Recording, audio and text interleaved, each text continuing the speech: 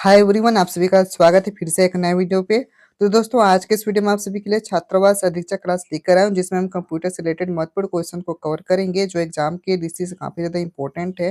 तो दोस्तों, इससे पहले भी मैंने जो है कई सारे वीडियोस अपलोड कर दिया हूँ। यदि आपने उन सभी वीडियोस को नहीं देखा है तो आप मेरे चैनल पर विजिट करके देख सकते हैं। उन सभी वीडियोस में मैंने आईएमपी क्वेश्चन को जो है कवर किया है। तो आज के इस वीडियो में आप सभी के लिए छात्रावास अधीक्षक क्लास लेकर आए हैं, जिसमें हम आईएमपी क्वेश्चन को कवर करेंगे जो एग्जाम के दृष्टि से काफ़ी ज़्यादा इंपॉर्टेंट है। तो चलिए बिना किसी देरी के वीडियो को स्टार्ट करते हैं और चलते हैं हमारे क्विज की ओर। तो देखिए, हमारा क्विज का पहला प्रश्न दिया गया है जो कि एग्जाम की दृष्टि से काफ़ी ज़्यादा इंपॉर्टेंट है। तो दोस्तों, सबसे पहले मैं आप सभी को बताना चाहूँगा, यहाँ पर जितना भी क्वेश्चन अभी मैं आप सभी को बताऊँगा, सारे के सारे क्वेश्चंस एग्जाम के दृष्टि से काफ़ी ज़्यादा इंपॉर्टेंट है। आप जो है सभी क्वेश्चन को अपने नोटबुक में नोट करते जाइए, आपके एग्जाम के लिए काफ़ी हेल्पफुल रहेगा। साथ ही साथ आपके रिविजन में भी काफ़ी यूजफुल रहेगा। तो देखिए, हमारा पहला प्रश्न दिया गया है, जस्टिफाई प्रॉपर्टी को कीबोर्ड द्वारा एक्टिव करने के लिए कौन सी की का प्रयोग किया जाता है। ठीक है, काफी इंपॉर्टेंट क्वेश्चन है हमारा। जस्टिफाई प्रॉपर्टी को कीबोर्ड द्वारा एक्टिव करने के लिए कौन सी की का जो है प्रयोग किया जाता है। शिफ्ट प्लस जे का, कंट्रोल प्लस जे का, या फिर कंट्रोल प्लस शिफ्ट प्लस जे का, या फिर अल्ट प्लस जे का। तो देखिए, इसका राइट आंसर हो जाएगा, याद रखिएगा, कंट्रोल प्लस जे का जो है की का इस्तेमाल किया जाता है। ठीक है, चलिए आगे चलते हैं। प्रश्न क्रमांक हमारा 2 दिया गया है जो कि एग्जाम की दृष्टि से काफ़ी ज़्यादा इंपॉर्टेंट है। हमारा प्रश्न है, एमएस एक्सेल 2007 में बाय डिफ़ॉल्ट कितनी सीट होती हैं? ठीक है, 2, 1, 3 या 4। तो देखिए, इसका राइट आंसर हो जाएगा, याद रखिएगा, जो है 3 सीट होती हैं। ठीक है, चलिए आगे चलते हैं। प्रश्न क्रमांक हमारा 3 दिया गया है जो कि एग्जाम की दृष्टि से काफ़ी ज़्यादा इंपॉर्टेंट है। देखिए, आप सभी क्वेश्चंस को अपने को नोटबुक में नोट करते जाइए। तो हमारा प्रश्न दिया गया है, एमएस एक्सेल में सभी फार्मूलाज खाली स्थान से शुरू होते हैं। परसेंटेज से, प्लस से, इक्वल से, या फिर ग्रेटर देन से। तो देखिए, इसका राइट आंसर हो जाएगा, याद रखिएगा, इक्वल से। ठीक है, यानी कि बराबर से जो है स्टार्ट होता है। ठीक है, चलिए आगे की ओर चलते हैं। प्रश्न क्रमांक हमारा 4 दिया गया है।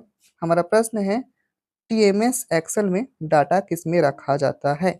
ठीक है, टीएमएस एक्सेल में डाटा किसमें रखा जाता है, रो में, कॉलम में, टेबल्स में, या ऑल ऑफ द अबव। तो देखिए, इसका राइट आंसर हो जाएगा, याद रखिएगा, यहाँ पर जो है सभी में रखा जाता है, यानी कि ऑल ऑफ द अबव। ठीक है, चलिए आगे की ओर चलते हैं।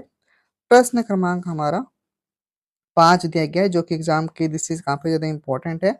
हमारा प्रश्न है, एमएस पावर पॉइंट 2007 में स्लाइड शो देखने के लिए कौन सी की का इस्तेमाल किया जाता है। ठीक है, हमारा प्रश्न क्या है, एमएस पावर पॉइंट 2007 में। ठीक है, ध्यान दीजिएगा, 2007 में एमएस पावर पॉइंट 2007 में स्लाइड शो देखने के लिए कौन सी की का जो है इस्तेमाल किया जाता है। ठीक है, F1 का, F5 का, F7 का, या F9 का। तो देखिए, इसका राइट आंसर हो जाएगा, याद रखिएगा, F5 का इस्तेमाल किया जाता है। ठीक है, चलिए आगे की ओर चलते हैं। प्रश्न क्रमांक हमारा 6 दिया गया है, सीधी लाइन खींचने के लिए कौन सी की जो है दबाकर रखनी चाहिए। ठीक है, शिफ्ट को, या फिर टेप को, या फिर अल्ट को, या फिर इनमें से कोई नहीं। देखिए, इसका राइट आंसर हो जाएगा, याद रखिएगा, शिफ्ट को जो है वो सीधी लाइन खींचने के लिए दबाकर रखनी चाहिए। ठीक है, चलिए आगे चलते हैं।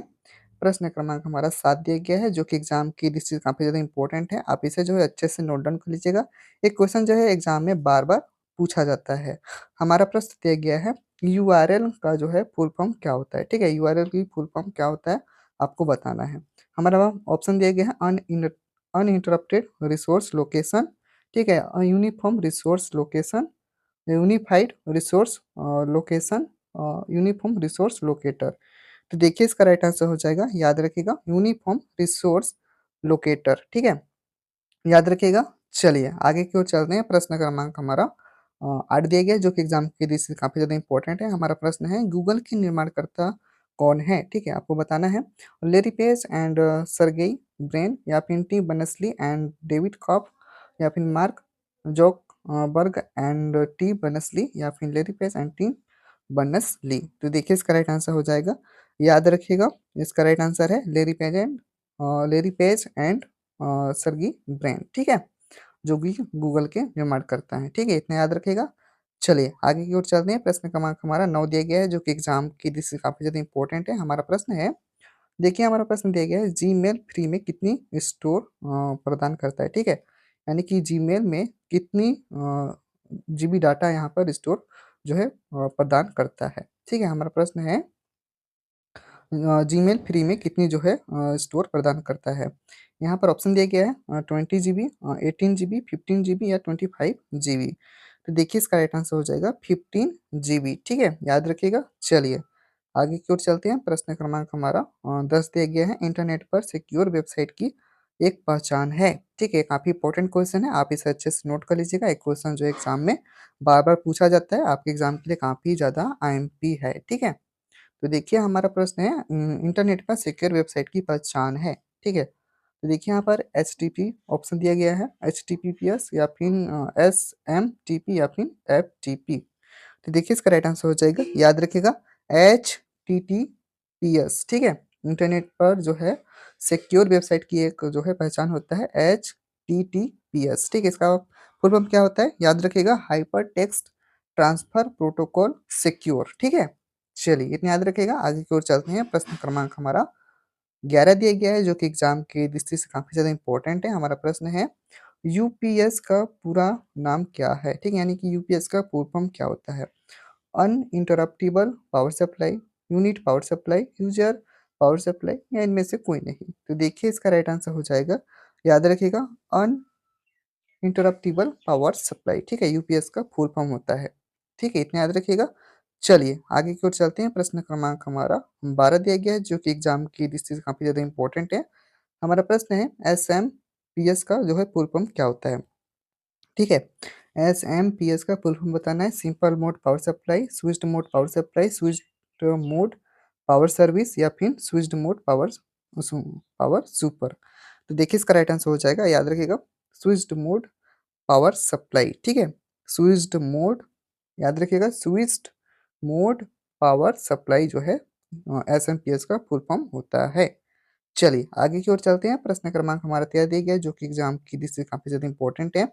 देखिए क्वेश्चन जो है एग्जाम में बार बार जो है पूछा जाता है, आप इसे आईएमपी करके नोट डाउन कर लीजिएगा।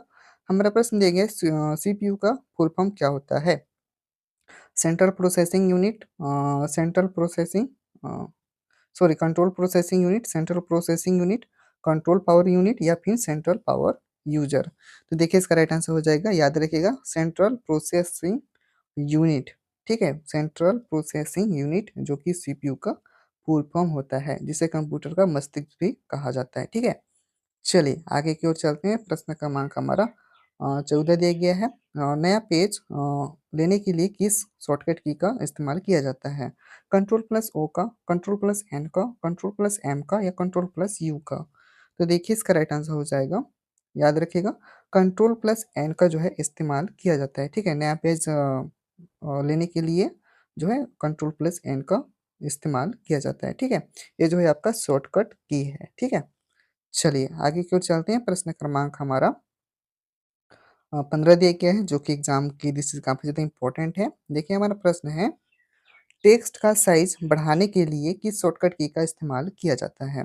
Control plus shift plus greater than का या फिर control plus shift plus S का या फिर कंट्रोल प्लस शिफ्ट का या फिर कंट्रोल प्लस माइनस का। तो देखिए इसका राइट आंसर हो जाएगा, याद रखिएगा, control plus shift plus greater than का जो इस्तेमाल किया जाता है। ठीक है, किसके लिए किया जाता है, तो टेक्स्ट का साइज बढ़ाने के लिए। ठीक है, याद रखिएगा, टेक्स्ट का साइज बढ़ाने के लिए control plus shift plus greater than का इस्तेमाल किया जाता है। ठीक है, इतना याद रखिएगा। चलिए, तो ये था आज का हमारा अंतिम प्रश्न।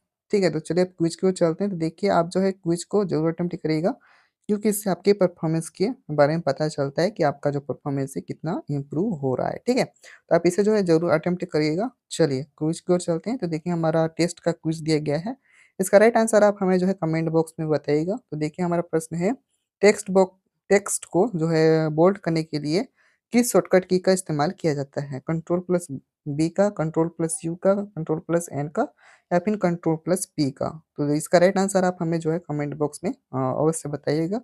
ठीक है, यदि कोई डाउट रहेगा तो आप जो है हमें कमेंट बॉक्स में पूछ सकते हैं।